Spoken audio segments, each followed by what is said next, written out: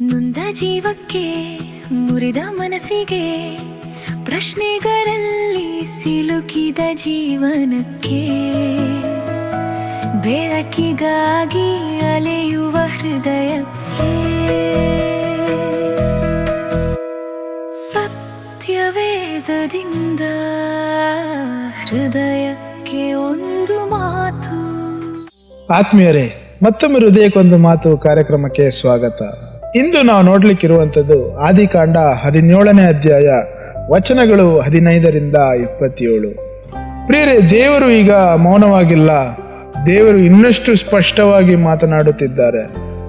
ಇದು ಸಾಮಾನ್ಯವಾದಂಥ ವಾಗ್ದಾನವಲ್ಲ ಪ್ರಿಯರೇ, ಇದು ಈಗ ನಿರ್ದಿಷ್ಟವಾಗುತ್ತಿದೆ. ದೇವರು ಅಬ್ರಹಾಮನ ಕಡೆ ನೋಡುತ್ತಾರೆ ಮತ್ತು ಹೇಳುತ್ತಾರೆ, ನಿನ್ನ ಹೆಂಡತಿಯ ಹೆಸರು ಇನ್ನು ಮುಂದೆ ಸಾರಾಯಿ ಅಲ್ಲ, ಸೇರಳು ಎಂಬುದಾಗಿ. ಒಂದು ಚಿಕ್ಕ ಬದಲಾವಣೆ, ಆದರೆ ದೊಡ್ಡ ಅರ್ಥವನ್ನು ತೋರಿಸ್ತದೆ ಪ್ರಿಯರೇ. ಯಾಕೆಂದರೆ ಸರಾಯ್ ಎನ್ನುವಾಗ ಒಬ್ಬಳಿಗೆ ಸಂಬಂಧಿಸಿದ ಹೆಸರು, ಸಾರಾ ಅನ್ನುವಾಗ ಜನಾಂಗಗಳಿಗೆ ಸಂಬಂಧಿಸಿದ ಹೆಸರಾಗುತ್ತದೆ. ಆತ್ಮೀಯರೇ, ದೇವರ ಯೋಜನೆ ಈಗ ಕುಟುಂಬದ ಮಟ್ಟದಲ್ಲಿ ನಿಲ್ಲುವುದಿಲ್ಲ, ಅದು ಜನಾಂಗಗಳ ಮಟ್ಟಕ್ಕೆ ವಿಸ್ತರಿಸುತ್ತಿದೆ. ನಂತರ ದೇವರು ನೇರವಾಗಿ ಹೇಳುತ್ತಾರೆ, ನಾನು ಅವಳನ್ನು ಆಶೀರ್ವದಿಸುವೆನು, ಅವಳು ಮಗುವಿಗೆ ಜನ್ಮ ನೀಡುವಳು ಎಂಬುದಾಗಿ. ಇಲ್ಲಿ ಯಾವುದೇ ಅಸ್ಪಷ್ಟತೆ ಇಲ್ಲ ಪ್ರಿಯರೇ. ಇದು ಊಹೆ ಅಲ್ಲ, ಇದು ನಿರ್ದಿಷ್ಟ ಘೋಷಣೆಯಾಗಿದೆ. ಅಬ್ರಹಾಂ ಇದನ್ನು ಕೇಳುತ್ತಾನೆ ಮತ್ತು ಅವನು ನಗುತ್ತಾನೆ. ಅದು ಆಶ್ಚರ್ಯ ಮತ್ತು ಅನುಮಾನ ಮಿಶ್ರಿತ ನಗು. ಅವನು ಮನಸ್ಸಿನಲ್ಲಿ ಯೋಚಿಸಬಹುದು, 100 ವರ್ಷದವನಿಗೆ ಮಗುವ, 90 ವರ್ಷದ ಹೆಂಗಸಿಗೆ ಮಗುವ ಎಂಬುದಾಗಿ. ಅವನು ದೇವರಿಗೆ ಹೇಳುತ್ತಾನೆ, ಇಷ್ಮಾಯೇಲ್ ಬದುಕಿದರೆ ಸಾಕು ಎಂಬುದಾಗಿ. ಆತ್ಮೀಯರೇ, ಇದು ತುಂಬಾ ಮಾನವೀಯ ಕ್ಷಣ. ದೇವರ ವಾಗ್ದಾನ ದೊಡ್ಡದಾಗಿದೆ, ಆದರೆ ಅಬ್ರಹಾಂ ಹಿಡಿದಿರುವುದು ತನ್ನ ಕೈಯಲ್ಲಿರುವ ವಾಸ್ತವಿಕತೆ. ಇಷ್ಮಾಯೇಲ್ ಮಾನವನ ಪರಿಹಾರ, ಆದರೆ ದೇವರು ಸ್ಪಷ್ಟವಾಗಿ ಹೇಳುತ್ತಾರೆ, ಇಲ್ಲ, ಸಾರಳು ಮಗುವಿಗೆ ಜನ್ಮ ನೀಡುವಳು, ನೀನು ಅವನಿಗೆ ಈಸಾಕ್ ಎಂದು ಹೆಸರಿಡುವೆ. ಆತ್ಮೀಯರೇ, ಗಮನಿಸಿ, ದೇವರ ವಾಗ್ದಾನ ಮಾನವನ ಪರಿಹಾರದಿಂದ ಬದಲಾಗುವುದಿಲ್ಲ. ದೇವರು ಹೇಳಿದ ಮಾರ್ಗವೇ ನಿಜವಾದ ಮಾರ್ಗ ಪ್ರಿಯರೇ. ಆದರೂ ದೇವರು ಇಷ್ಮಾಯೇಲನ್ನು ಸಹ ನಿರಾಕರಿಸುವುದಿಲ್ಲ. ದೇವರು ಹೇಳುತ್ತಾರೆ, ನಾನು ಅವನನ್ನು ಆಶೀರ್ವದಿಸುವೆನು ಎಂಬುದಾಗಿ. ಆದರೆ ಒಡಂಬಡಿಕೆ ಈಸಾಕನ ಮೂಲಕವಾಗಿ ಬರುತ್ತದೆ ಎಂಬುದಾಗಿ ದೇವರು ಸ್ಪಷ್ಟಪಡಿಸುತ್ತಾರೆ. ಇಲ್ಲಿ ಒಂದು ವ್ಯತ್ಯಾಸ ಇದೆ ಎಂದು ನಾವು ನೋಡಬಹುದು. ಆಶೀರ್ವಾದ ಮತ್ತು ಒಡಂಬಡಿಕೆ ಎರಡು ಒಂದೇ ಅಲ್ಲ ಪ್ರಿಯರೇ. ಈ ಸಂಭಾಷಣೆಯ ನಂತರ ಅಬ್ರಹಾಂ ಏನು ಮಾಡುತ್ತಾನೆ ಗೊತ್ತಾ? ಅವನು ಎದ್ದು ಆ ದಿನವೇ ತನ್ನ ಮನೆಯಲ್ಲಿರುವ ಎಲ್ಲರನ್ನ ಸುನ್ನತಿ ಮಾಡಿಸುತ್ತಾನೆ.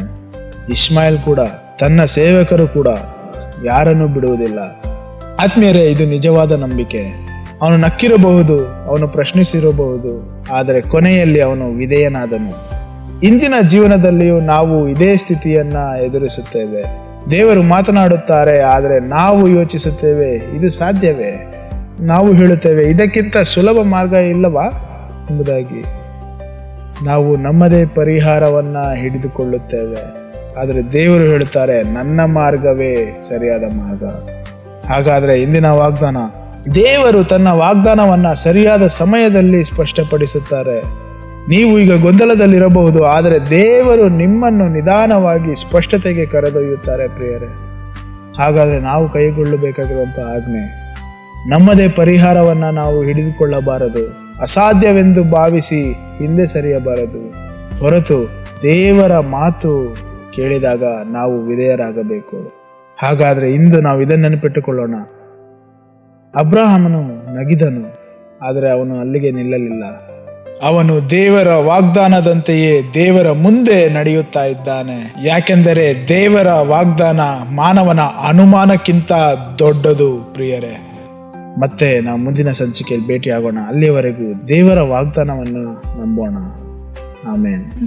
ಜೀವಕ್ಕೆ ಮುರಿದ ಮನಸ್ಸಿಗೆ ಬೆಳಕನ್ನು ಹುಡುಕುವ ಹೃದಯಕ್ಕೆ ಸತ್ಯವೇದದಿಂದ ಹೃದಯಕ್ಕೆ ಒಂದು